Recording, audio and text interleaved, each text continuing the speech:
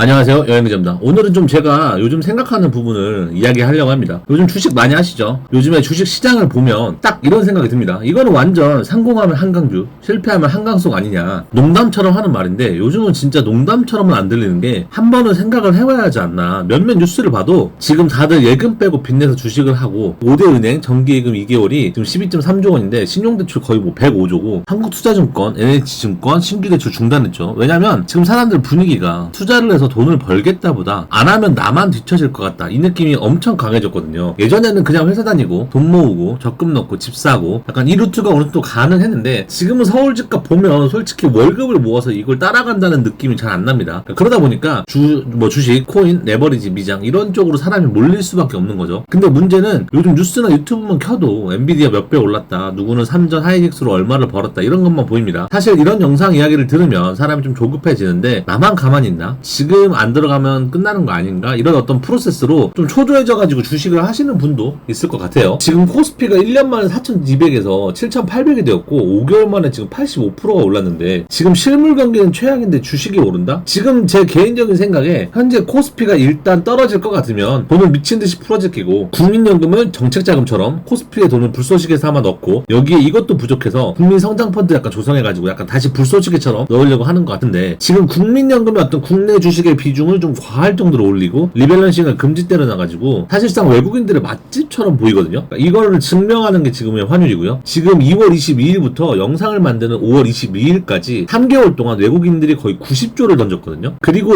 최근 날짜별로 봐도 개인과 기관이 모두 외국인이 판매하는 족족 사들이고 있는데 외인이랑 기관이랑 같이 움직여야 하는데 외인 매도 물량을 기관이랑 개인이 받아주고 있다? 이러면 결국 기관이 물량을 던져버리면 그 순간 코스피는 끝이고 이번 정부도 지지율 약간 타격을 입을 것 같은, 그러니까 저는 약간 비슷한 그 경험이 있는 게 예를 들어 일반 고객, 그 다음에 여행사, 그 다음에 인센 물량 이렇게 적당히 좀 이야기 돼야 되는데 호주에 800명 가기로 한 인센 물량이 갑자기 취소를 해버리면 여행사와 일반 고객들에게 갑자기 저렴한 항공권이 무작위로 막 나오잖아요. 그러니까 항공사 입장에서는 그 항공사가 팔기로 한 예전에 높은 가격은 안 오고 낮은 가격에 팔아야 하는 순간이 오거든요. 그러니까 좀 그거와 비슷한 게 아닐까. 땡처리 항공권이 나오는 것은 결국 안 팔려서 나오는 거니까요. 외부의 달러가 지금 수급이 돼야 돈을 버는 건데 지금은 슈퍼마켓을 하는 엄마가 파는 물건을 자식들이 사주고 그 자식들이 엄마한테 돈을 빌려주는 느낌. 물론 중간에 손님들은 달러 환전해서 다 도망가고, 물론 그동안 국내 주식이 좀 저평가인 부분도 있다고 생각은 하나 이번 삼성 시위를 보면서도 국내 주식장이 고평가를 받을 수 있는 시장일까 생각을 한번 해보게 됩니다. 버핏 할배도 미국 기준으로 국장을 보니까 이거는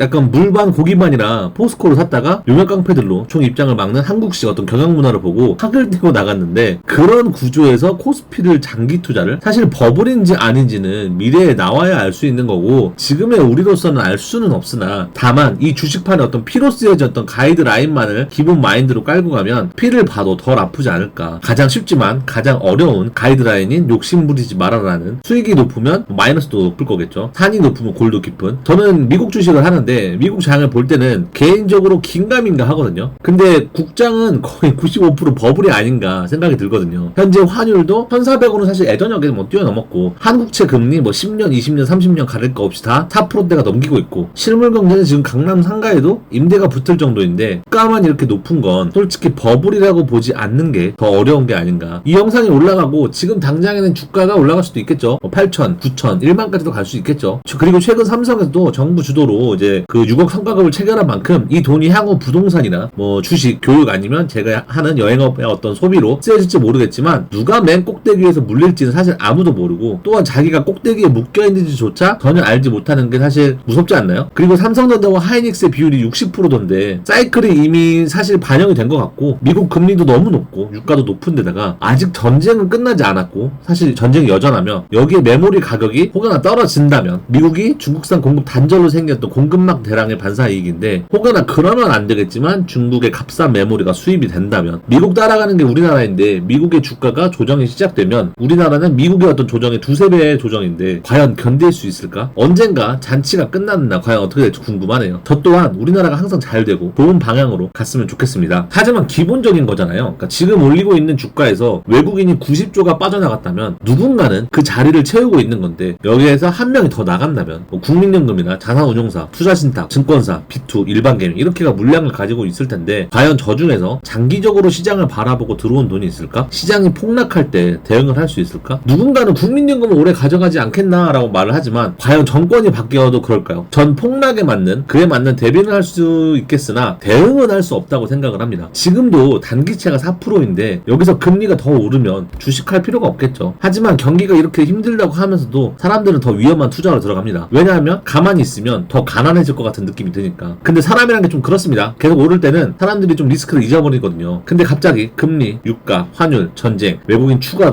대량 매도 등 어떠한 방식으로든 이 중에 하나가 터지면 분위기가 순식간에 바뀝니다. 여행지에서 천재지변 때문에 그 나라에 갇혔을 때 나라에서 전 세계를 보내줘서 순차적으로 귀국 탈출할 수 있게 도와주거든요. 그때 보면 서로 먼저 나가겠다고 난리도 아닌데 폭탄 돌리다가 터지는 순간 사실 버블이고 안 터지면 버블이 아니니까 하고 잽싸게 들어가서 잽싸게 나와야지 라고 생각하시는 분이 혹여 계시다면 항상 시장이 좋을 때와 안 좋을 때를 생각을 해주셨으면 합니다. 지금 평소에 안 하던 사람들도 지금 주식을 하고 빚을 내서 투자를 하고 있고 그 외에 여러 가지 채권 및 환율, 현재 상황 등을 보고 저 개인적으로는 버블이라고 생각을 하는데 여러분들은 지금의 시장 분위기를 어떻게 보시나요? 해당 영상이 도움이 되셨다면 구독과 좋아요 부탁드립니다. 감사합니다.